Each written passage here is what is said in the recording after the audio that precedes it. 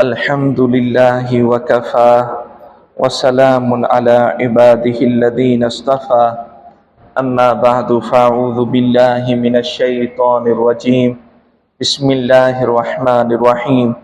والذين هم لفروجهم حافظون وقال الله تعالى ولا يزنون صدق الله العظيم اللهم صل على سيدنا محمد وعلى آل سيدنا محمد وبارك وسلم ကြီးညိုလေးစားတဲ့တာနာတော်ကရှင်သူတော်စင်ပေါင်းတို့ခင်များကျွန်တော်မနေ့ကအလရှင်အင်တမကိုပဲစိတ်ဆိုးတဲ့အင်တန်ကြီးမားတဲ့အပြစ်ဒဏ်ရှိတဲ့ကိုနာတစ်မျိုးရဲ့အကြောင်းကိုမနေ့ကပြောပြခဲ့တယ်အဲ့ဒါကတော့လိန်တူဆက်ဆံမှုဖြစ်တယ်အရှလာဒီနေ့နောက်ထပ်ကိုနာတစ်ခု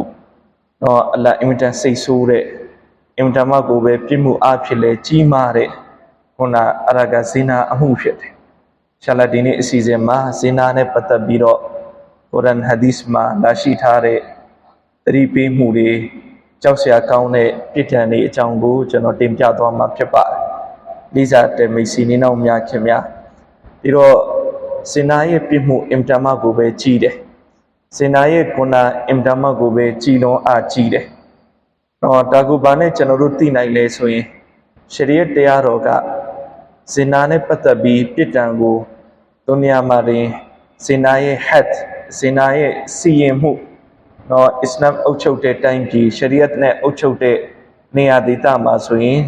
ဒီလိုသတ်မှတ်ထားတယ်အကယ်၍လူပြိုအပြိုကဇိနာလုပ်တယ်ဆိုရင်ကျိန်တန်100စီရိုက်အကယ်၍တော့အိမ်အောင်ရှိပြီးသားလူပြိုအပြိုမဟုတ်တဲ့သူကဇိနာလုပ်တယ်ဆိုရင်ဇိနာလုပ်ကြောင်းသက်တည်ထင်ရှားတယ်ခိုင်မာတယ်ဒီတိုင်းပဲလုပ်တဲ့သူကလည်းသူဝန်ခံတယ်ဆိုလို့ရှင်သူ့ကို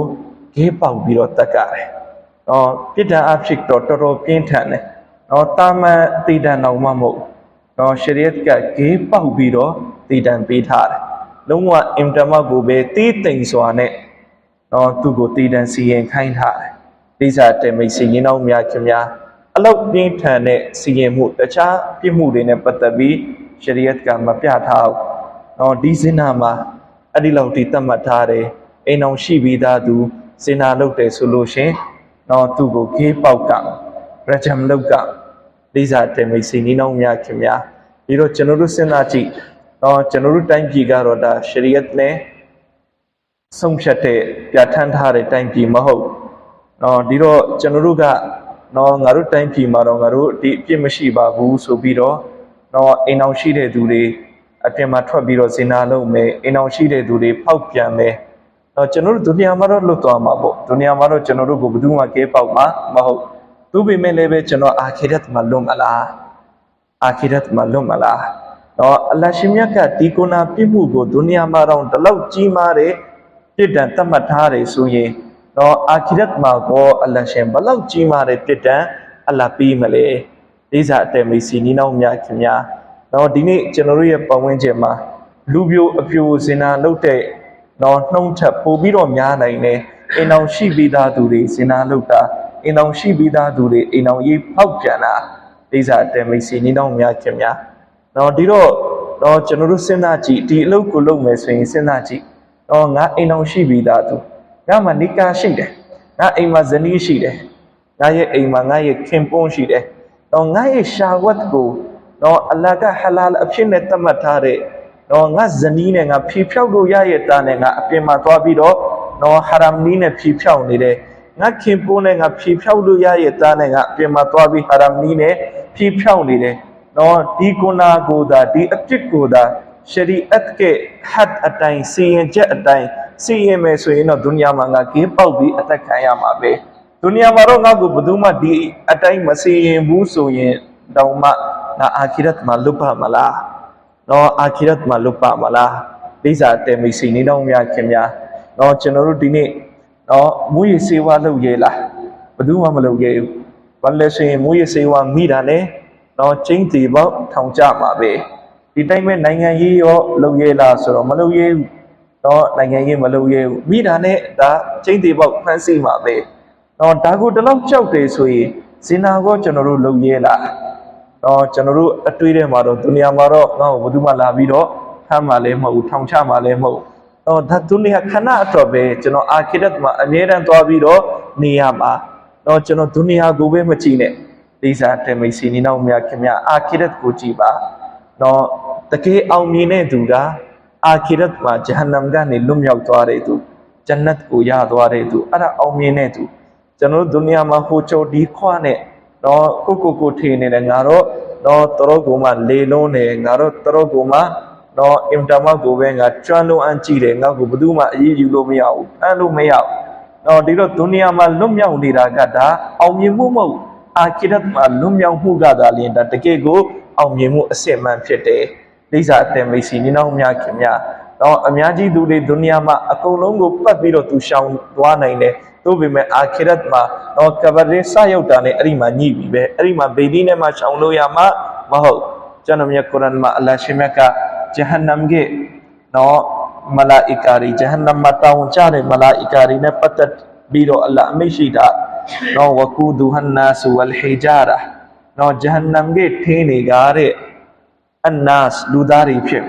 ဝလ်ဟီဂျာရာကြောက်တုံးကြောက်ခဲတွေဖြစ်ဒီအာယတ်ကြားရောက်လာတဲ့အခါမှာကြောက်တုံးကြောက်ခဲတွေကအင်တာမကိုပဲကြောက်အားလန့်အားကြည့်ပြီးငိုးပါလေရော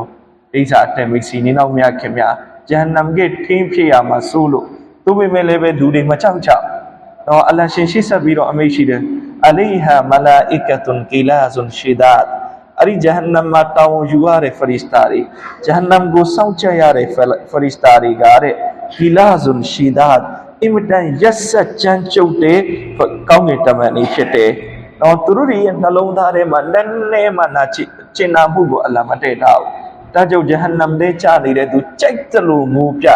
ကြိုက်တယ်လို့မျက်ရည်ချပြကြိုက်တယ်လို့အတနာခံဂျဟန္နမ်မှာရှိတဲ့ဖရစ်တာရဲ့ရင်ထဲမှာနည်းနည်းလေးတောင်ချင်နာစိတ်ဖြစ်မှာမဟုတ်အလ္လာဟ်ထုတ်ထားတယ်အလ္လာဟ်ကိုယ်တိုင်ကအမိရှိတယ်ဂီလာဇွန်ရှီဒတ်အင်မတန်ကြမ်းကြုတ်ရက်ဆက်ကြမ်းတမ်းတဲ့သူတို့ကိုအလ္လာဟ်ရှင်ဘယ်မှာတောင်းဝန်ပေးထားလဲအဲ့ဒီမလာအီကာတွေဖရစ်တာတွေကိုဂျဟန္နမ်မှာအလ္လာဟ်တောင်းဝန်ပေးထားတယ်တော့လာယအဆူနအလ္လာဟ်မာအမရဟွမ်တော့အလ္လာဟ်ရဲ့အမိန့်ဆိုရင်တိတိလေးတောင်သူတို့မဖိစမ်းဘူးတော့ဒုနီယာရဲ့အချင်းထောင်မှာကျွန်တော်တော့ရှိတဲ့ရေးနဲ့တော့ကျွန်တော်ပေါင်းလို့ရရင်ရ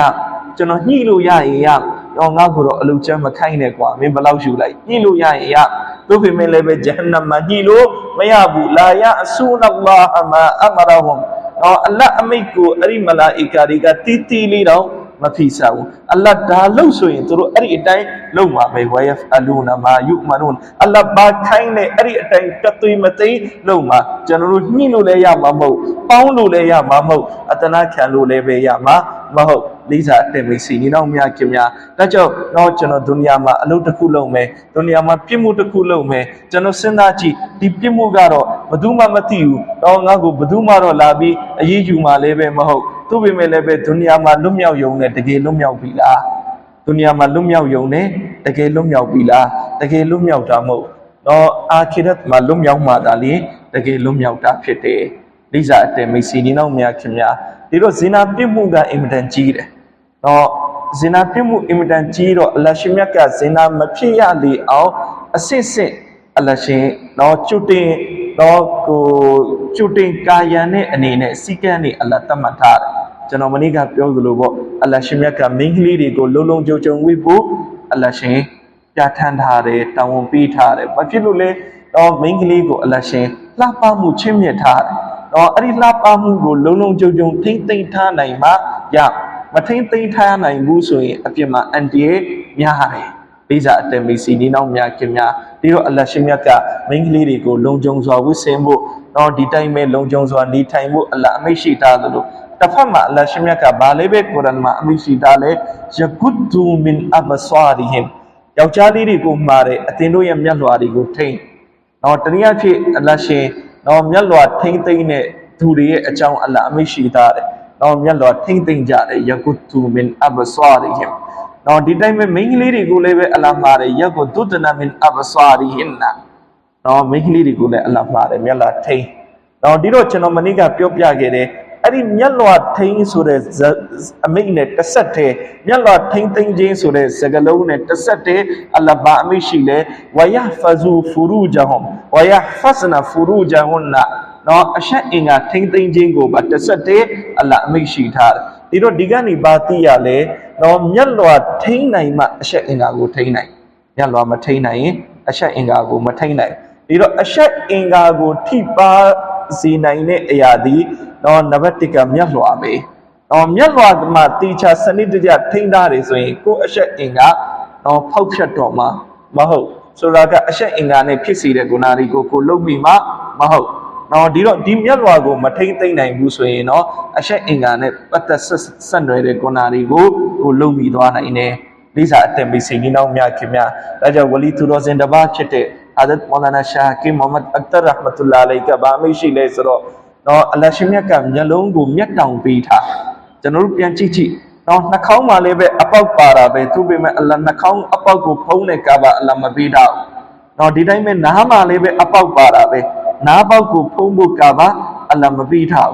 သူပေမဲ့လည်းပဲအလ္လာဘာပေးထားလဲမျက်လုံးကိုကြတော့ကာဘာပေးထားမျက်လုံးကိုဖုံးဖို့အတွက်ကာဘာအလ္လာပေးထားဘာဖြစ်လို့လဲနော်ဒီမျက်လုံးကနေဆဝပ်လေးပဲရှာလို့ရတယ်မျက်လုံးကနေဥမာဖြစ်ကျွန်တော်အလတ်အိမ်တော်ကာဘာကျောင်းတော်ကြီးကိုထိုင်ကြည့်တယ်ဘယ်လောက်ဆဝပ်ပြကိုရန်ကျမ်းတော်မြတ်ကိုကြည့်တယ်ဘယ်လောက်ဆဝပ်ပြအိမ်ကကိုမိဘကိုကြည့်တယ်ဘယ်လောက်ဆဝပ်ပြတော့ကိုဇနီးကိုကြည့်တယ်တော့ဘာအဖြစ်မှမရှိတော့အလတ်နှစ်သက်တယ်တော့ကိုသားသမီးကိုကြည့်တယ်တော့အလတ်နှစ်သက်တယ်သူပေမဲ့လည်းပဲဒီမျက်လုံးတော့သသိန်းတရံသာမိန်းကလေးကိုကြည့်လိုက်ပြီးကိုနာကြီးကြီးမားမားကိုရနော်ဂုဏရယုံတွေမကောက်အဲ့ဒီကနေရှစ်ဆက်တွင်းဂုဏအကြီးကြီးတွေပါဖြစ်သွားနိုင်ဒီတော့အလ္လာဟ်ရှင်မြတ်ကမျက်လုံးမှာအလ္လာဟ်ဘာထည့်ပေးထားလဲမျက်ခွန်အလ္လာဟ်ထည့်ပေးထားတယ်မျက်တောင်အလ္လာဟ်ထည့်ပေးထားတယ်မျက်တောင်အလ္လာဟ်ထည့်ပေးထားတယ်နော်ဒီလိုကြည့်တဲ့တာကိုကြည့်မကြည့်တဲ့နေရာရောက်ရင်ပိတ်မကြည့်တဲ့နေရာရောက်ရင်ပိတ်နော်ဒါကြောင့်အဲ့ဒီလိုမကြည့်တဲ့အရာတစ်ခုကိုနော်မြင်ရတဲ့အခါမှာလည်းပဲပိတ်လို့လွယ်အောင်အလ္လာဟ်ရှင်မြတ်ကအင်မတန်နှင်းမြန်တွက်လက်တဲ့ပို့ပါတဲ့မျက်ခွန်အလ္လာဟ်ပေးထားနော်ကျွန်တော်ဒီနေ့ကြည့်နော်မျက်ခွန်သာမရှိဘူးဆိုရင်တစ်ခုခုကိုမကြည့်ချင်ဘူးဆိုရင်လက်ကိုမျက်လုံးနဲ့အုပ်နေရမှာဒါကြာသေးတယ်တော့ကျလက်မအားဘူးဆိုရင်အုပ်လို့ရမှာမဟုတ်နော်တော့ကျွန်တော်ကြည့်မိသွားတယ်ဘာဖြစ်လို့လဲလက်မအားဘူးလေလက်ကတစ်ခုကင်လာတော့ဒီလက်နဲ့မျက်လုံးကိုအချိန်မီမအုပ်နိုင်လိုက်နော်ဒီတော့လက်ကိုတော့သုံးစရာမလိုနော်အလ္လာဟ်ဘာပေးထားလဲမျက်ခွန်ပေးထားမျက်ခွန်ရဲ့အလုပ်လုပ်ချက်ကလည်းအင်မတန်မြန်တယ်နော်ကျွန်တော်တစ်ခုခုမမြင်ကြုံဖက်နဲ့ပိတ်လိုက်ရုံပဲနော်စက္ကန့်တော့မကြာဘူးစက္ကန့်ရဲ့အင်မတန်သေးငယ်တဲ့အစိပ်ပိုင်းလေးပဲကြာမှာမျက်တောင်ပိတ်ဖို့ဆိုတာကအလ္လာဟ်အဲ့ဒီလိုပေါ့ပါအလ္လာဟ်လုပ်ပေးထားတယ်လူတယောက်ပါးစပ်ဟထားတာကိုပိတ်ဖို့တော့ပို့ကြရင်ကြာအောင်မယ်သူပေမဲ့လည်းပဲမျိုးလုံးတစ်လုံးပိတ်ဖို့အတွက်ကမကြာတဲ့ကိစ္စမဟုတ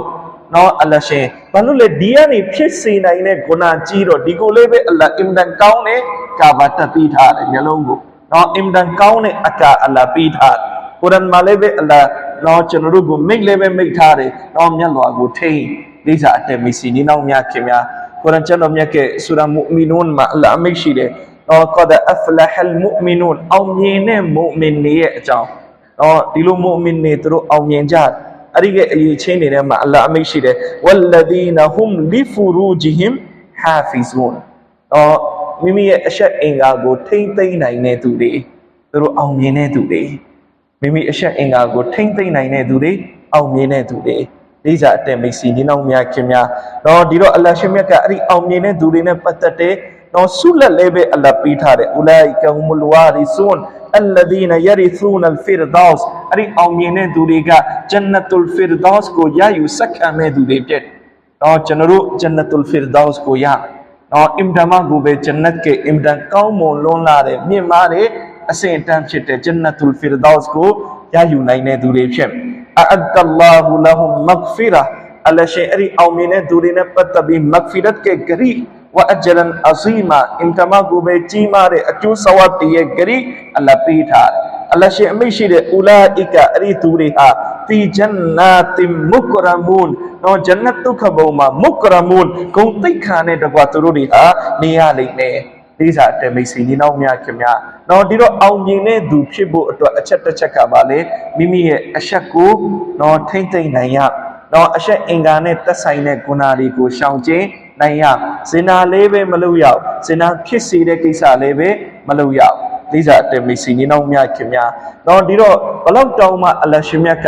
အဆက်အင်္ဂါကိုထိမ့်သိမ်းဆောက်ရှောက်တယ်တနည်းအားဖြင့်တော့အိန္ဒိယရှိတဲ့သူတော့တိတ်ခါရှိတဲ့သူအဆက်တရားကြီးတဲ့သူကိုအလဘလောက်နှစ်သက်လဲဆိုရင်ကျွန်တော်တို့သိတဲ့တမန်တော်အီဆာအလိုင်စလမ်ရဲ့မိခင်ဘသူလဲမရိယမ်တခင်မမရိယမ်တခင်မရဲ့အကြောင်းကိုအလ္လာဟ်အမိန့်ရှိတယ်ဝမရိယမ်ဘနတအီမရန်ရဲ့သမီးမရိယမ်တခင်မကိုတဲ့အလ္လာဟ်ရှင်မြတ်က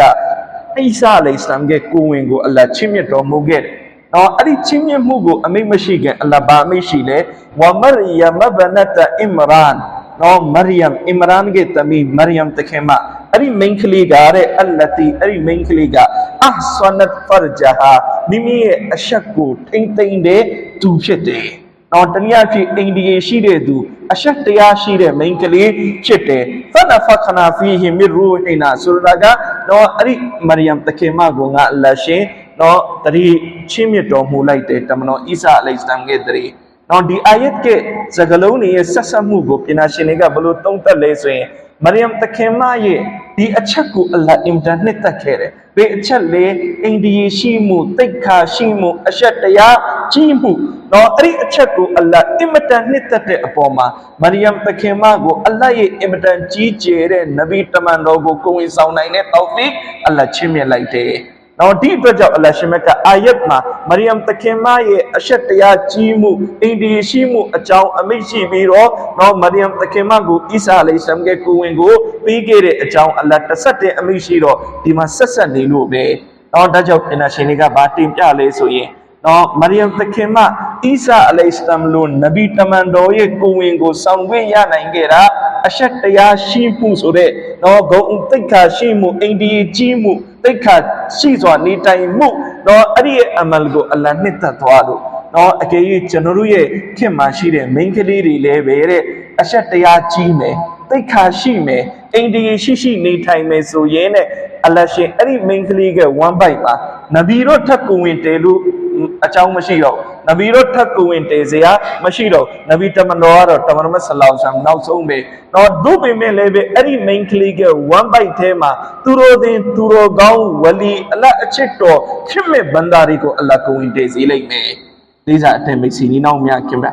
နော်ဒါကြောင့်နော်မိန်းကလေးတယောက်အရှက်တရားရှိနဲ့နော်တိတ်ခါကြီးနဲ့နော်ဒီတိုင်းပဲအိန္ဒိယရှိစွာနေထိုင်မယ်ဆိုရင်အဲ့ဒီမိန်းကလေးကနေမွေးလာတဲ့ကလေးတွေကလည်းပဲသူတော်ကောင်းတွေအလ္လာဟ်လက်ခံတဲ့ဘန္တာတွေကြီးမြတ်တဲ့ပုဂ္ဂိုလ်တွေဖြစ်လာလိမ့်မယ်လိစာအတမိတ်စီနေနောင်များခင်များနော်ဒါဟာကုရ်အာန်ကျမ်းတော်မြတ်မှာနော်ကျွန်တော်တို့သိရတဲ့အရှက်တရားနဲ့ပတ်သက်ပြီးနော်ထိမ့်သိမ့်တဲ့သူတွေကိုအလ္လာဟ်ချီးမြှင့်မယ်ဆုလက်တွေဖြစ်တော့ဒီတိုင်းပဲကျွန်တော်တို့ဟာဒီသ်တော်တွေကိုကြည့်တော့တမန်တော်မြတ်ကြီးဆလ္လာလာဟူအလိုင်ဝါဆလမ်အမိန့်ရှိတယ်နော်ဘိုင်ဟကီကျမ်းရဲ့ရီဝိုင်ဖြစ်တယ်နော်အချင်းသူကအချက်6ချက်နဲ့ပတ်သက်ပြီးသူ့ကိုယ်သူထိမ့်သိမ့်မယ်နော်အချက်6ချက်ကိုသူဂယုဆိုင်မယ်ဆိုလို့ရှိရင်အဲ့ဒီသူနဲ့ပတ်သက်ပြီးဂျန်နတ်ကိုတော့တောင်းဝန်ယူတယ်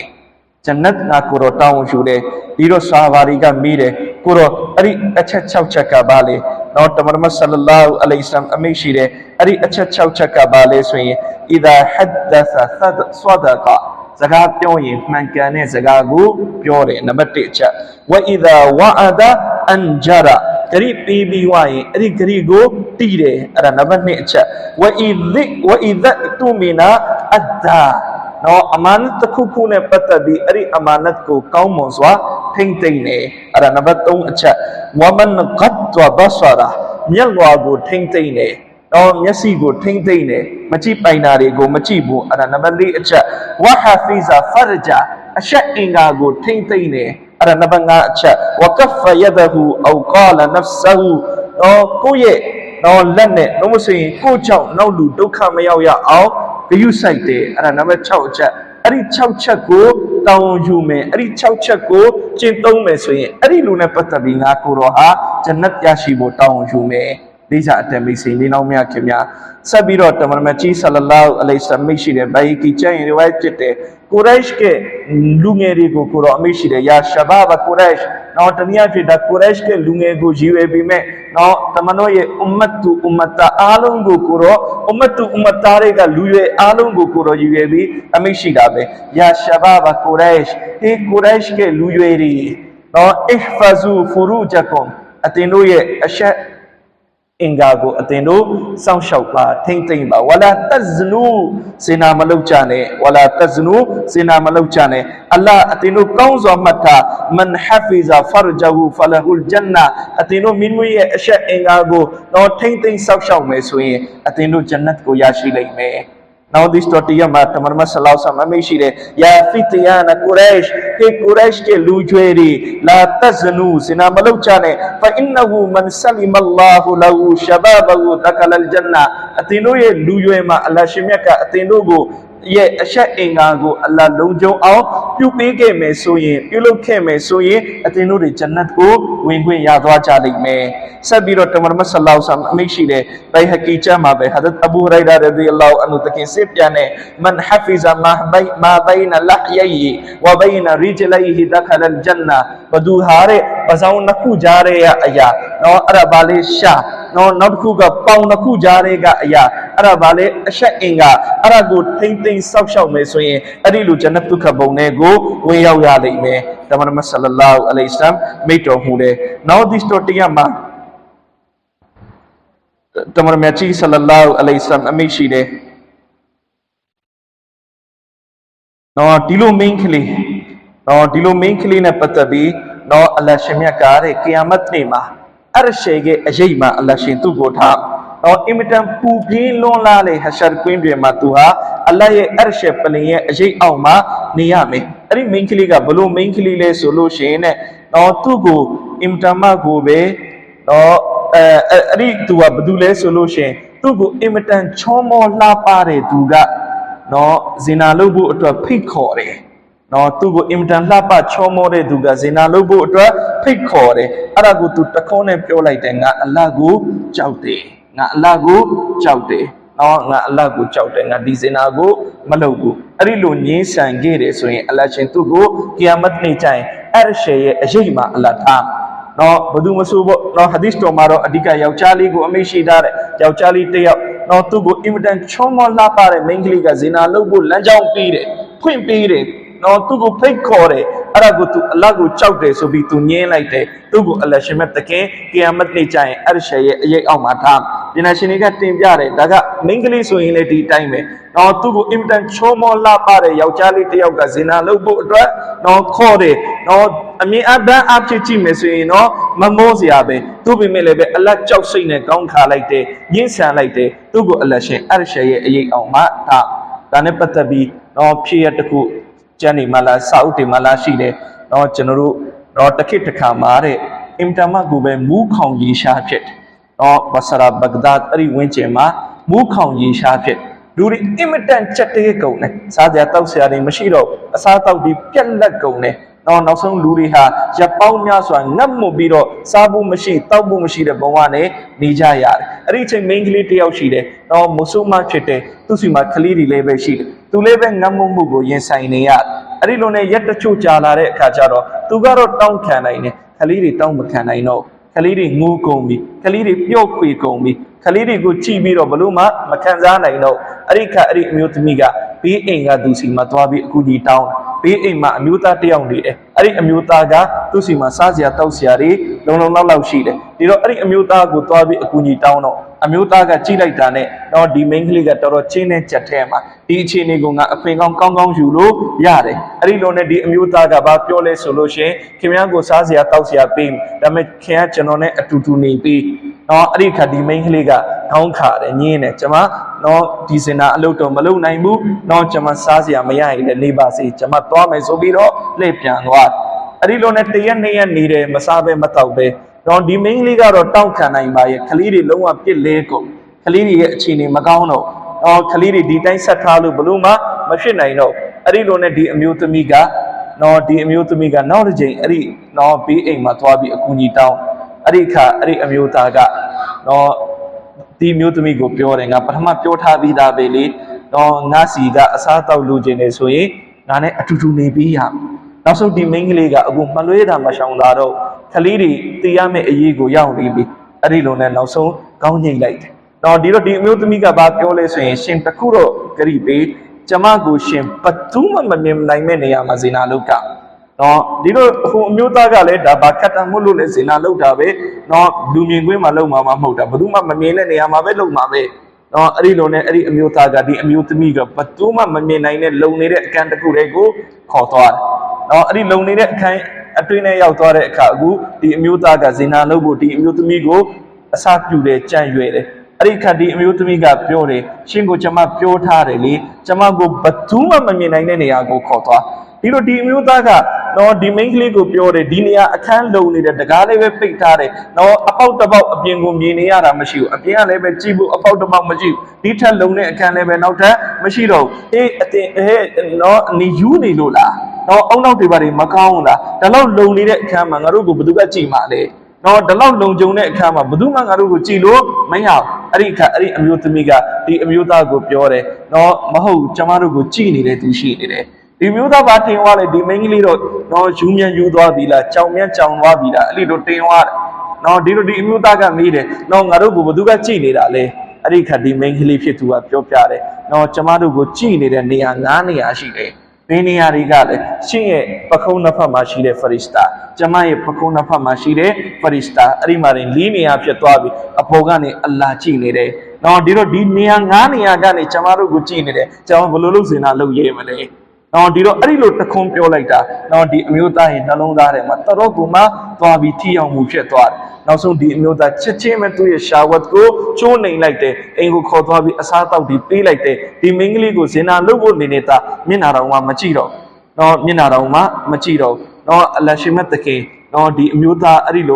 လိုမျက်နာတော်မှမကြည့်တော့အဲ့ဒီအခါဒီအမျိုးသမီးကဒီအမျိုးသားကိုတဲ့သူကတစ်ခုပေးလိုက်နော်အလရှင်အလရဲ့ကြောက်စိတ်နဲ့နော်ရှင်ရဲ့ရှာဝတ်ကမီးကိုရှင်ငိမ့်လိုက်တယ်အလ္လာရှင်မြတ်ကလည်းရှင်ကိုဂျဟန္နမ်ရဲ့ငရဲမီးကိုရှင်အတွက်ဟာရမ်လုပ်ပေးပါစေအဲ့ဒီအမျိုးသမီးအဲ့ဒီလိုဒွါပေးပြီးတော့ထွက်သွားလိုက်ဒီမျိုးသားပါပြောလဲဆိုရင်အဲ့ဒီနေ့ကစပြီးကျွန်တော်မှာဘာတူးကြလာလဲဆိုရင်ဂျဟန္နမ်ရဲ့ငရဲမီးကတော့ကျွန်တော်မသိသေးဘူးဘာလို့လဲဆိုရင်အဲ့ဒါအာကိရတ်ပြောင်းမှလောလောတဲ့ဒုနီယာမှာတဲ့ကျွန်တော်မီးကိုကန်ရင်ကျွန်တော်မပူဘူးသူများတွေပူတယ်ကျွန်တော်မပူနောက်ဆုံးဒီအမျိုးသားကမုတ်ဖို့မှာမုတ်လုတ်တဲ့အလုပ်လုပ်တယ်သူများတွေကမုတ်ကိုဒုံနဲ့ကလောရင်သူအဲ့ဒီမုတ်ကိုလက်နဲ့ကလောတယ်သူ့လက်မှာဘာမှအပူဒဏ်မခံစားရဘူးအလ္လာရှင်မတ်တခင်သူ့ကိုဒုနီယာရဲ့မီးရဲ့အပူဒဏ်တော့ပြီးမခံစားတော့နော်ဆိုတာကတော့လူတယောက်အလတ်ကိုကြောက်စိတ်နဲ့နော်သူဒီစင်နာအမှုကိုနော်မျက်နှာလွှဲလိုက်မယ်ရှောင်ရှားလိုက်မယ်ဆိုလို့ရှင်အလ္လာရှင်မတ်တခင်သူ့ကိုနော်ဂျဟန္နမ်ရဲ့ငရဲမီးရဲ့အပူလေးသိခံစားမှာမဟုတ်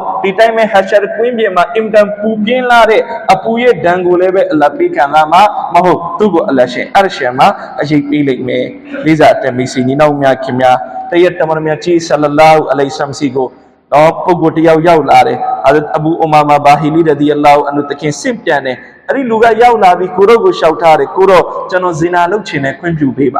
ါကျွန်တော်ဇင်နာလုပ်ချင်တယ်ခွင့်ပြုပေးပါနော်ဒီတော့ဒီလိုမိခိုးမျိုးကျွန်တော်တို့ကိုလာမေးမယ်ဆိုရင်ကျွန်တော်တို့သောတာထွက်မယ်စိတ်ဆိုးမယ်မင်းဘာစကားပြောတာလဲနော်အဲ့လောက်မင်းဆိုးရလားသူ့ပေမဲ့ကိုရမတ်ဆလလာဟူအလိုင်ဆမ်စိတ်မဆိုးကိုရောအင်မတန်စိတ်ရှည်တယ်နော်ကိုရမတ်ဆလလာဟူလဲဆာဘာဒီဘီနာကနေသောတာတွေထွက်ကုန်တယ်ဒါမှမဟုတ်ဆလလာဟူအလိုင်ဆမ်သောတာမထွက်ဒါမှမဟုတ်သူ့ကိုကောင်းပြီနော်မင်းကနည်းနည်းရှင်းပြအဲ့ဒီလိုနဲ့တမန်တော်ဆလလာဟူအလိုင်ဆမ်သူ့ကိုအနာကိုခေါ်လိုက်အဲ့ဒီလိုနဲ့သူအနာကိုရောက်လာတယ်နော်တမန်တော်သူ့ကိုမေးတယ်အသင်မှာမိခင်ရှိလားရှိတယ်အသင်မိခင်ကိုတယောက်ကဇင်နာလုပ်မယ်ဆိုရင်အသင်ဘယ်လိုနေမလဲသူပြောတယ်အဲ့ဒါတော့ဘယ်လက်ခံနော်အသင်မှာအမရှိလားရှိတယ်နော်အသင်အမကိုတယောက်ကဇင်နာလုပ်မယ်ဆိုရင်အသင်ဘယ်လိုနေမလဲအဲ့ဒါတော့ကျွန်တော်ဘယ်လက်ခံလက်မခံအသင်မှာညမကိုရှိလားရှိတယ်အသင်ညမကိုတယောက်ကဇင်နာလုပ်မယ်ဆိုရင်ဘယ်လိုနေမလဲဟာကျွန်တော်ညမကိုတော့ဘယ်သူမှဇင်နာလုပ်တာကျွန်တော်လက်မခံနိုင်တော့တမန်တော်တယောက်ချင်းစီမေးတယ်အသင်မှာခါလာရှိလားနော်အသင်မှာဖူဖီရှိလားစသဖြင့်တော့သူညင်းတယ်တော့ကျွန်တော်ခလာကိုလည်းပဲတယောက်ဇင်နာလောက်တာကျွန်တော်သိခံနိုင်မှာမဟုတ်တော့ကျွန်တော်ဖူဖီကိုလည်းပဲကျွန်တော်တယောက်ဇင်နာလောက်တာကျွန်တော်သိခံနိုင်မှာမဟုတ်ဒီတော့တမန်တော်ကြီးဆလလာဟူအလိုင်ဆမ်အမေရှိတယ်အသင်ဇင်နာလုပ်မယ်ဆိုရင်အသင်ဇင်နာလုပ်မဲ့သူကတော့တယောက်ယောက်ကအမိဖြစ်နိုင်တယ်တယောက်ယောက်ကညမဖြစ်နိုင်တယ်တယောက်ယောက်ကအမဖြစ်နိုင်တယ်တ တရားရောက်ကအတော်ဖြစ်နိုင်တယ်တော့တမန်တော်အဲ့ဒီလိုသူ့ကိုတေချာရှင်းပြလိုက်တော့သူနောက်ဆုံးသဘောပေါက်သွားတယ်တော့ကိုတော့ကျွန်တော်စင်နာမလုပ်တော့ကိုတော့ကျွန်တော်ဇေနာမလုပ်တော့အဲ့ဒီခါတမန်တော်ဆလလာအလိုင်စလမ်သူ့ကိုဒူအာတောင်းပေးလိုက်တယ်အလ္လာဟူမဂ်ဖီရ်ဇမ်ဘဟူယာအလ္လာအလ္လာရှင်သူ့ရဲ့အပြစ်တွေကိုမာဖ်လုပ်ပါခွင့်လွတ်ပေးပါဝတာဟီရ်ကလ်ဘဟူသူ့ရဲ့နှလုံးသားကိုအလ္လာတန်ရှင်းအောင်ပြုလုပ်ပေးပါဝဟဆင်ဖာဂျဟူအလ္လာရှင်သူ့ရဲ့အရှက်အင်္ဂါကိုလုံခြုံစေတော်မူပါတမန်တော်ဆလလာဆမ်အဲ့ဒီလိုဒူအာတောင်းပေးလိုက်တယ်အဲ့ဒီအမျိုးသားပြန်ပြောပြတယ်ကိုရောဘလို့ဒူအာပေးလိုက်လဲကျွန်တော်အဲ့ဒီနေ့ကနေစပြီးဇေနာလုပ်ဖို့နေနေတာမင်းကလေးတယောက်တစိမ့်တရံသာမင်းကလေးတယောက်ကိုမျက်လုံးနဲ့တောင်ကျွန်တော်ပြင်ကြည့်ခြင်းနဲ့စိတ်မဖြစ်တော့ကျွန်တော်အဲ့ဒီလောက်ထိကျွန်တော်ကိုအလရှင်ထိန်သိမ်းဆောက်ရှောက်တော့မူလိုက်တယ်လိစာအတန်မိတ်စီဒီနောက်မြခင်များတော့ဒါဟာတော့ဇေနာနဲ့ပတ်သက်ပြီးတော့တော့တမန်တော်ဆလလာဟူအလိုင်ဆမ်တော့သဘောပေါက်အောင်ဇေနာလှုပ်ချင်တဲ့သူကိုဇေနာနဲ့ပတ်သက်ပြီးသဘောပေါက်အောင်ကိုတော့အတိတ်တိပေးပြီးတော့ဇေနာကနေတားမြစ်ပေးလိုက်တာပဲရှေ့ဆက်ပြီးတော့ဒီဟာဒီစ်တွေကိုကျွန်တော်တို့ကြည့်ရအောင်တမန်တော်ဆလလာဟူအလိုင်ဆမ်ဇေနာလုတ်သူနဲ့ပတ်သက်ပြီးအင်တန်ပြင်းထန်တဲ့သတိပေးမှုတွေကိုတော့မိတ်ချေထားတယ်။တော့ဘူခါရီကျမ်းမှာလာရှိတယ်တမန်တော်အမိတ်ရှိတယ်လာယဇနီဇာနီဟီနာယဇနီဝဟူဝမုမင်ဇေနာမလုံနေတဲ့တော့ဇေနာလုတ်တဲ့သူအဲ့ဒီဇေနာလုတ်နေတဲ့အချိန်သူမူမင်အဖြစ်နဲ့ရှိတော့မှာမဟုတ်ဇေနာရှင်တွေကတင်ပြတယ်တော့ဒီတော့သူ့ကိုအလ္လာရှိမတ်တခင်မူမင်အဖြစ်နဲ့မရှိတော့ဘူးဆိုတဲ့အလိုသဘောကသူ့ကိုအလ္လာရှိမတ်တခင်ကတဲ့တော့ဒီဇေနာကြောင့်တော့ဇေနာကြောင့်သူ့ကိုအလ္လာရှင်သူ့ရဲ့နောက်ဆုံးအချိန်မှာအီမန်ကနေယုတ်သိမ်းလိုက်နိုင်တယ်သူ့ရဲ့အီမန်ကိုအလ္လာအကြောင်းတစ်ခုခုနဲ့ယုတ်သိမ်းလိုက်နိုင်တယ်နောက်တစ်ခုကဒီလိုလေးပဲဖြစ်နိုင်တယ်တော့သူဟာနော်အာခိရတ်ကရှုထောင့်အရာတော့သူမူမင်ကလီမာဖတ်တာတော့မူမင်တော့ဖြစ်နေသေးတယ်သူပေမဲ့လည်းပဲဒုနီယာရဲ့ရှုထောင့်အရာတော့သူမူမင်ကဂုံပုတ်သူမှာမရှိတော့ဘူးဆိုပြီးတော့အဲ့ဒီရဲ့အလိုသဘောကိုအီမမ်နဝဝီရာဟ်မတ်တူလာလိုင်အဲ့ဒီလိုဖွင့်ဆိုတယ်နော်တချို့ပညာရှင်တွေကဒီလိုဖွင့်ဆိုတယ်သူဟာနော်အီမန်မူမင်မဟုတ်တော့ဘူးဆိုတာသူ့ရဲ့နှလုံးသားတွေကအီမန်ရဲ့အလင်းရောင်ကိုအလ္လာရှင်စင်နာလုပ်နေတဲ့အချိန်မှာယာယီမလုပ်လိုက်လေရုပ်သိမ်းပလိုက်တယ်လိစာအတဲမိတ်ဆွေညီနောင်များခင်များဒီတိုင်းပဲတမန်တော်ဆလလာဟူအလိုင်ဆမ်နောက်ဒီစတော်တီယမှာအမိရှိတယ်တဘရာနီချမ်းမှာလာရှိတယ်နော်ယာဘဂါယလ်အရဘ်နော်အရဘ်के सूतन ने दूरे या बगायल अरबနော်အရဘ်के सूतन ने दूरे इन अकवा फमा अखाफु अलैकुम ज़िना वशहवतुल खफिया အတင်းတို့နဲ့ပတ်သက်ပြီးငါအဆိုးရိမ်ဆုံးကိစ္စကဇင်နာနဲ့နော်အင်တမကိုပဲပုံရှုွယ်ရှုနော်လုံနေတဲ့ရှာဝတ်နော်ယာကစိတ်နော်ဒါနဲ့ပတ်သက်ပြီးငါကိုတော့အင်တမကိုပဲစိုးရိမ်နေလေးစားတဲ့မိတ်ဆွေညီနောင်များခင်များနောက်ဒီစတော်တင်မှာတမန်တော်ကြီးဆလလာဟူအလိုင်ဆမ်အမိရှိတယ်နော်ညရဲ့တကောင်းရမှာအလ္လာရှင်မူကောင်းကင်ရဲ့တကားတွေကိုဖွင့်ပြီးတော့နော်ဖရစ်စတာတွေကိုဒီလိုကြွေးကြော်ခိုင်းထားတယ်နော်ဘသူအလ္လာစီကနေဒူအာတောင်းမဲ့သူရှိလေအဲ့ဒီသူရဲ့ဒူအာငါအလ္လာကဘူလုပ်မယ်နော်ဘသူအခက်ခဲတော့ကရောက်နေလေအဲ့ဒီအခက်ခဲတွေကနေဝေးကွာအောင်ငါအလ္လာရှင်လုပ်ပေးမယ်စသဖြင့်အလ္လာရှင်နော်အဲ့ဒီလိုကြွေးကြော်စီထားတယ်သို့ပေမဲ့လည်းပဲနော်အဲ့ဒီထဲမှာဘသူထပြီးဒူအာတောင်းလိုက်လေမွတ်စလမန်မှန်အဲ့ဒီသူရဲ့ဒူအာအားလုံးကိုအလ္လာရှင်ကဘူလုပ်မယ်တာဂျွတ်အချိန်မှာသို့ပေမဲ့ဒီလိုလူကိုတော့အလ္လာကဘူလုပ်မှာမဟုတ်အဲ့ဒီလူဟာမိမိရဲ့အရှက်အင်္ဂါကိုမထိမ့်သိမ်းဘူးသူဟာဇင်နာအမှုကျူးလွန်တဲ့သူရဲ့ဒီတိုင်းပဲမတရားသဖြင့်အကောက်အကော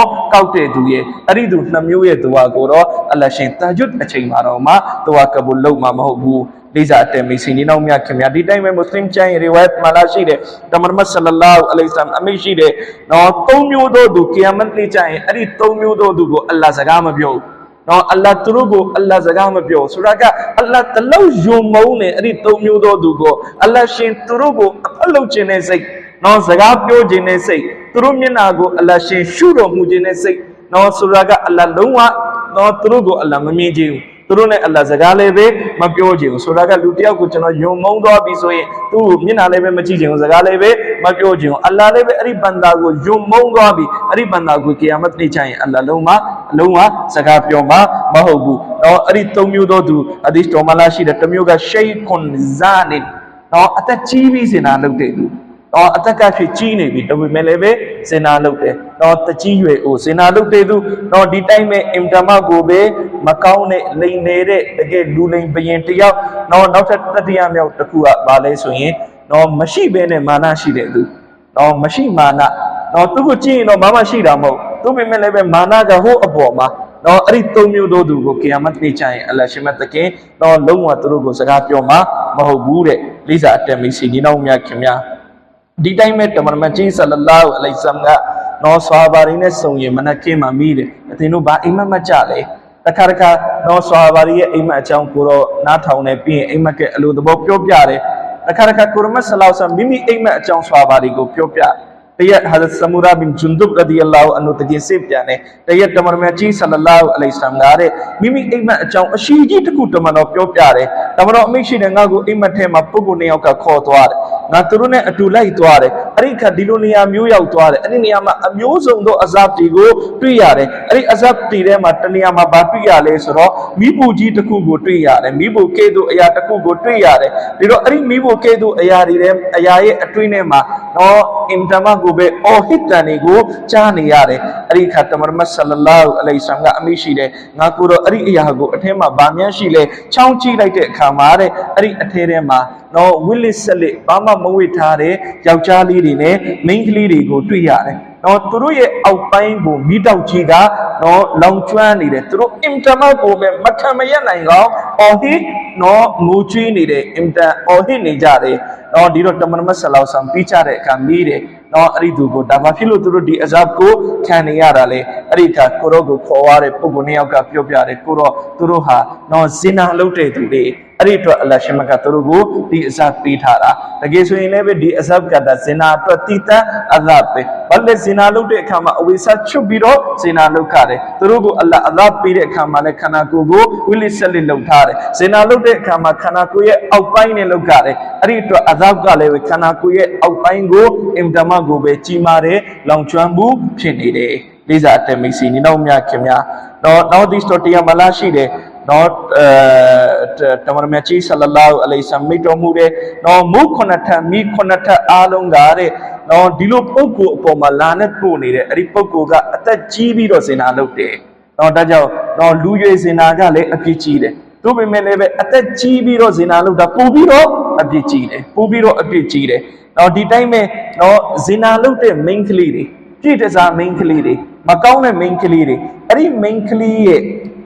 အရှက်အင်္ဂါကနေကီယာမတ်အိတ်ကြရင်နော်အင်တမကိုပဲနန့်စော်တဲ့အနံ့တစ်ခုထွက်လိုက်အဲ့ဒီအနံ့ကားတဲ့တာမန်သူမပြောနဲ့ဂျဟန္နမ်နောက်အဲ့ဒီအနံ့ကိုပြန်ပြီးတော့ကြောက်တယ်အဲ့ဒီအနံ့ကိုဂျဟန္နမ်ကတော့ပြန်ပြီးတော့ကြောက်တယ်ဂျဟန္နမ်နောက်အဲ့ဒီအနံ့ကြောင့်ဒုက္ခရောက်တယ်ဆိုပြီးတော့တမန်တော်မြတ်ကြီးဆလလာဟူအလိုင်ဆမ်မိတ်တော်မူထားတယ်ဒီတိုင်းပဲအဲ့ဒီဇင်နာလုပ်တဲ့အမျိုးသမီးတွေရဲ့အရှက်အင်္ဂါကထွက်တဲ့အနံ့ကြောင့်တဲ့နော်ဂျဟန္နမ်ထဲမှာရှိနေတဲ့တခြားဂျဟန္နမီတွေတောင်မှအင်တမကိုပဲဒုက္ခရောက်ကုန်တယ်အဲ့ဒီအနံ့အင်မတန်ဆိုးရွားတဲ့အနံ့နော်အဲ့ဒီဇင်နာလုပ်တဲ့အမျိုးသမီးပြည့်တစားအမျိုးသမီးရဲ့အရှက်အင်္ဂါကနေထွက်လိမ့်မယ်လိစာအတက်မိစီနီနောင်များခင်များဒီတော့အင်မတန်ကြောက်စရာကောင်းတယ်ဇင်နာရဲ့ပြင်းမှုနော်ဒီဝဲတခုမှလာရှိတဲ့ဗနီအစ္စရာအီခေတ်ကနော်သူတို့တင်တပါးကနှစ်90စက်တိုက်အီဘာဒတ်လုပ်လိုက်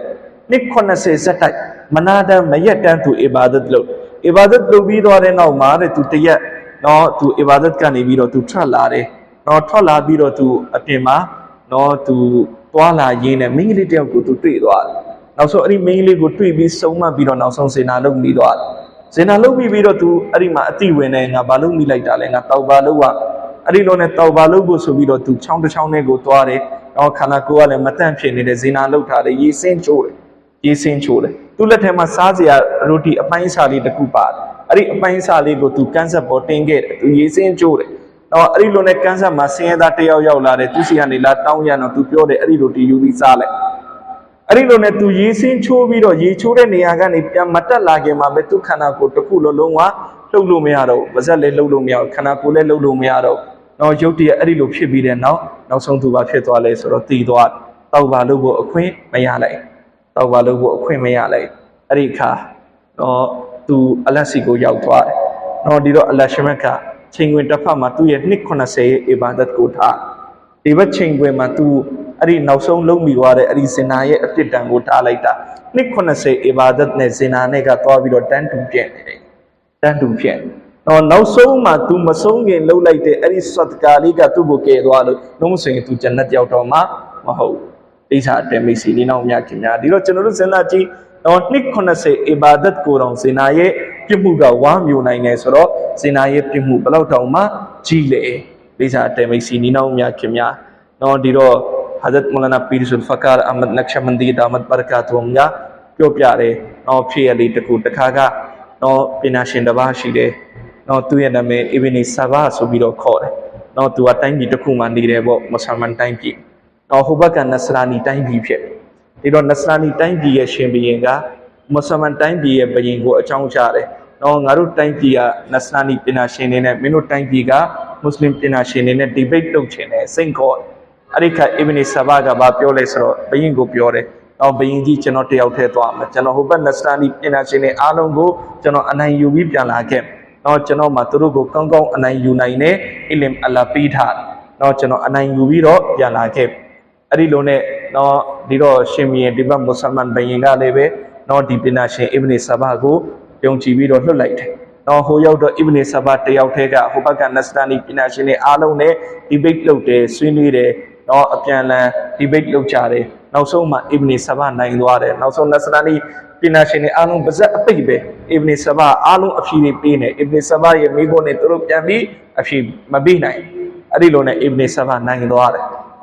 တယ်ဒီတော့နစရာနီဘီရင်ကအင်တာမကိုပဲလေဒီမွတ်စလင်ပညာရှင်ကိုသူဖြတ်စည်းဖို့အတွက်သူ plan လုပ်ထားတယ်ဒီပညာရှင်တော်မှန်းလည်းပဲသူသိတယ်ဟိုဘက်တိုင်းပြည်မှာအဲ့လိုပညာရှင်မျိုးရှိနေတာသူမလိုလားဘူးမွတ်စလင်တိုင်းပြည်မှာအဲ့လိုပညာရှင်ရှိနေတာကိုသူမလိုလားဘူးအဲ့ဒီလိုနဲ့အီဘနီဆာဘာကိုသူကဘာပြောလဲဆိုတော့ခင်ဗျားကိုတဲ့နော်ကျွန်တော်ဘက်ကနေခင်ဗျားရဲ့ပညာအရေးချင်းကြောင့်ကျွန်တော်နော်ခစ်မတ်လုပ်ချင်တယ်နန်းတော်မှာအထူးနော်ခင်ဗျားကိုကျွန်တော်ခစ်မတ်အစီအစဉ်တွေထားခြင်းနဲ့နော်နန်းတော်မှာခင်ဗျားကိုလက်ဆောင်အနေနဲ့အင်တာမကိုပဲကန့်ကန့်နာနာခစ်မတ်လုပ်ပေးရစီတရက်နှစ်ရက်လောက်နေပေးပါအဲ့ဒီလိုနဲ့အီဘနီဆာဘာကလည်းအဲ့ဒါကိုလက်ခံလိုက်ပြီးတော့နစရာနီဘီရင်ကဘာလုပ်လဲသူ့တိုင်းပြည်မှာချိုးပြီးနှားပြီးဆိုတဲ့မိန်းကလေးချောချောတွေကိုတော့ညဘက်အီဘနီဆာဘာရဲ့အခန်းထဲကိုထည့်ပေးလိုက်တော့အဲ့ဒီမိန်းကလေးတွေကဝစ်စားထားတာရုပ်ရည်ချုံမောက်မှုကိုကြည့်ပြီးတော့တောင်းယောက်ျားဘသူမှတန်ခံနိုင်မှာမဟုတ်တော့ဒီတော့အဲ့ဒီမိန်းကလေးတွေကအီဘနီဆာဘာရဲ့အခန်းထဲကိုဝင်လာတော့အဲ့ဒီလိုနဲ့အီဘနီဆာဘာကတော့ဒီမိန်းကလေးတွေကိုမြင်ပြီးသူ့စိတ်ထဲမှာလည်းပဲရှာဝတ်တိဖြစ်လာပြီးတော့သူတော့အဲ့ဒီမိန်းကလေးတွေကိုတော့သူစင်နာလုပ်မယ်ဆိုပြီးသူဆုံးဖြတ်လိုက်တော့သူဒီလိုတွေးတယ်တော့ငါစင်နာလုပ်လိုက်မယ်ပြီးရင်ငါတောက်ပါလုပ်လိုက်နော်တောက်ပါလုပ်လိုက်ဒီနေ့အများစုရဲ့အလွယ်စကားပေါ့စင်နာလုပ်လိုက်မယ်ပြီးရင်ငါတောက်ပါလုပ်လိုက်အဲ့ဒီလိုနဲ့သူစင်နာလုပ်လိုက်မယ်ဆိုပြီးတော့သူတွေးတယ်အဲ့ဒီလိုနဲ့အဲ့ဒီမိန်းကလေးတွေကိုသူသွားပြီးထိတွေ့ဖို့လုပ်တော့အဲ့ဒီမိန်းကလေးတွေကပြောတယ်ရှင်ကျမတို့ကိုစင်နာလုပ်ချင်ရင်တော့ရတယ်ဒါပေမဲ့ဒီတိုင်းလုပ်လို့တော့မရဘူးတခုတော့ရှိတယ်ဟာဒီတော့ဘာလဲနော်အဲ့ဒီတခုကဘာလဲအဲ့ဒီခါအဲ့ဒီမိန်းကလေးတွေကပြောတယ်နော်ရှင်နော်ဇင်နာလုပ်ချင်တယ်ဆိုရင်အစ္စလာမ်ကိုစွန့်လွတ်ကနော်ကျမတို့ရဲ့ခန္ဓာကိုယ်ကိုရှင်ရယူလို့ရတယ်ဒါပေမဲ့အဲ့ဒီစိတ်ကံလေးတစ်ခုပဲအစ္စလာမ်ကိုစွန့်လို့ရပြီးတော့ရှာဝတ်ကအထွတ်အထိပ်ရောက်သွားတယ်ကိုယ့်ရဲ့ရှာဝတ်ကိုမထိန်နိုင်တော့နော်နဖ်ဆေကလည်းလှုံ့ဆော်နေပြီဘာဖြစ်လဲနော်ခဏပဲရနော်ဘယ်သူမှတိမဲ့ကိစ္စလည်းပဲမဟုတ်တော့အစ္စလာမ်ကိုစွန့်လိုက်တော့ပြီးသွားရင်ပြန်ကလီမာဖတ်လိုက်ပြီးသွားရင်ပြန်တောက်ပါလုပ်လိုက်အဲ့ဒီလိုနဲ့အီဘနီဆာဘာကနောက်ဆုံးမှာတဲ့တော့သူအစ္စလာမ်ကိုစွန့်လိုက်တယ်စွန့်ပြီးတော့အဲ့ဒီမိန်းကလေးတွေနဲ့ဇင်နာလုပ်လိုက်တယ်တော့သူ့အတွေ့ကတော့ငါပြီးရင်ပြန်ကလီမာဖတ်မယ်ပြန်တောက်ပါလုပ်ဒါမဲ့ပြန်ကလီမာဖတ်မခင်လိုက်ပြန်တောက်ပါလုံးမခင်လိုက်အလ္လာဟ်ရှင်သူ့ကိုမော့ပေးလိုက်တယ်ဒီစားအတမိတ်စီနေအောင်များခင်များတော့ဒီကနေဟာဇတ်ပီရ်ဆူဖကာဆပ်ကဘာအမိရှိလဲဆိုတော့တော့သူ့မှာအီလင်ရှိတယ်တော့ပညာရှိတယ်သာသနာပညာရှင်ဖြစ်တယ်တော့အဲ့ဒီပညာနဲ့နစရာနီပညာရှင်အကုန်လုံးကိုအနိုင်ယူခဲ့တယ်သူပေမဲ့လည်းပဲသူ့နှလုံးသားထဲကနဖ်ဆေကိုသူအနိုင်မယူနိုင်လိုက်အောင်နဖ်ဆေရဲ့အလိုကျသူလုံမိသွားတယ်ဒီစားအတမိတ်စီနေအောင်များခင်များဒါကြောင့်တော့မူမင်ဟာကိုယ့်ရဲ့နဖ်ဆေကိုချိုးနှိမ်ထားရတော့ကျွန်တော်တို့နဖ်ဆေကိုစိတ်ချလို့မရဘူးဒီနေ့အများကြီးလူတွေပြောတယ်တော့ဟာကျွန်တော်ကအဲ့ဒီလိုစိတ်မရှိပါဘူးတော့ကျွန်တော်နဲ့သူနဲ့ကမောင်နှမလူပါပဲမိန်းကလေးတယောက်နဲ့ဖလဲတကင်သွားနေတယ်လာနေတယ်တွဲနေတယ်မောင်နှမလူပါပဲကျွန်တော်တို့အဲ့ဒီစိတ်ရှိတာမှမဟုတ်တာကျွန်တော်မှတ်ထားပါနဖ်ဆေဆိုတာရှိတယ်တော့အဲ့ဒီနဖ်ဆေကကုတ်နေတာပဲရှိတယ်တည်သွားတာမျိုးတော့မရှိဘူးတော့အဲ့ဒီနဖ်ဆေကအဲ့ဒီမိန်းကလေးနဲ့တော့လူတွေအရှိမှတော့မောင်နှမလူပါနှစ်ယောက်တည်းရှိတဲ့အချိန်ကျရင်နဖ်ဆေကောင်းထောင်လာလိမ့်ဒီစားအတမိတ်စီညီနောင်များခင်များဒါကြောင့်အသက်80ဖြစ်နေပါသည်80ဖြစ်နေပါသည်နဖ်ဆေကိုစိတ်ချလို့မရဘူးအဒတ်မောလာနာရှာကီမိုဟမ္မဒ်အက္တရဟ်မတ်လာအလိုင်တကင်ကဖြစ်တခုပြောပြတယ်တခါကတော့အဖိုးကြီးတယောက်ရှိတယ်တော့အဲ့ဒီအဖိုးကြီးကမင်္ဂလာဆောင်တစ်ခုမှာတော့ရောက်လာတဲ့ကောင်မလေးတွေအပြိုရွယ်လေးတွေကိုသူကအဖိုးကြီးကနော်သူကအဲ့ဒီမင်္ဂလာဆောင်မှာကောင်မလေးတွေရောက်လာရင်ပခုံးကင်ပြီးနှုတ်ဆက်ဟေးသမီးလေးအေးတူမလေးသမီးလေးကောင်းကင်လိုက်ပခုံးကင်လိုက်ကောင်းကင်လိုက်ပခုံးကင်လိုက် လုံနေတော့နော်အဲ့ဒီလိုနဲ့မော်လီဆပ်တယောက်ကရောက်သွားတယ်မော်လီဆပ်ကအဖိုးကြီးကိုပြောတယ်နော်နာနာနော်ဒါကဒစိမ့်မင်းကလေးတွေလေနာနာအဲ့ဒီလိုကောင်းကင်ပခုံးကင်လုပ်ဖို့မသိဘူးလေအဲ့ဒီလိုပြောတော့အဖိုးကြီးကဘာပြောလဲဆိုတော့ငါဒီအသက်ရွယ်ရောက်နေပြီအဲ့ဒီစိတ်ရှိမလားနော်ငါအသက်80ကျော်နေပြီငါအဲ့ဒီစိတ်ရှိစီရလားဒါကိုသမီးကိုတူမလေးတွေကိုမြီးလေးတွေလို့မြင်ပြီးတော့နော်ပခုံးကင်တာခေါင်းကင်တာပါကွာအဲ့ဒီလိုအဖြေပြန်ပြီးရောနော်ပြန်တော့ဟောက်လွတ်လိုက်သေးတယ်မော်လီဆပ်ကိုအဲ့ဒီလိုနဲ့ခဏနေတော့မော်လီဆပ်ကတပတ်ပတ်လာတယ်တပတ်ပတ်ပြီးနာနာနာကိုတူတူလေးကပ်ပြီးတော့ပြောတယ်နာနာနော်ကောင်မလေးတော်တော်ချောချောလေးတယောက်တွေ့ထားတယ်အဲ့ကောင်မလေးကရှာတီလုံးချင်နေတယ်နော်အသက်အရွယ်ဘလောက်ပဲဖြစ်ဖြစ်ယူမယ်လို့လည်းပဲပြောတယ်နော်နာနာဘလို့လဲစိတ်ဝင်စားလားအဲ့ဒီခါနာနာကပြောလဲဟာပြကြည့်လေးတဲ့နာနာပဲခုနပြောတယ်နော်ဒီတက်ရွယ်ရောက်နေပြီအဲ့ဒီစိတ်တွေပါလေမရှိတော့ဘူးဆိုလေးစားအတက်မစီနီနောက်များခင်ဗျာဆိုတာကနော်ဒီစိတ်ကကျွန်တော်ဘာမှလို့ပြောတယ်မလားဖွေးတဆုံမနိုင်သေးရင်နော်စိတ်ချလို့မရဘူးဒီနတ်စေကိုကျွန်တော်ဖွေးတဆုံမနိုင်သေးသေးစိတ်ချလို့မရဘူးဒါကြောင့်သစိမ့်မင်းကလေးဆိုတာအမြဲတမ်းရှောင်ရမယ်မင်းကလေးတွေလည်းပဲသစိမ့်ယောက်ျားလေးဆိုတာအမြဲတမ်းရှောင်ရမယ်အလ္လာဟ်ရှိမတ်တခင်ကျွန်တော်တို့အားလုံးကိုလိုက်နာနိုင်တဲ့တောဖီချင်မတော်မူပါသည်အာမင်ဝါအာခီရူတာဝါနာအလ်ဟမ်ဒူလ illah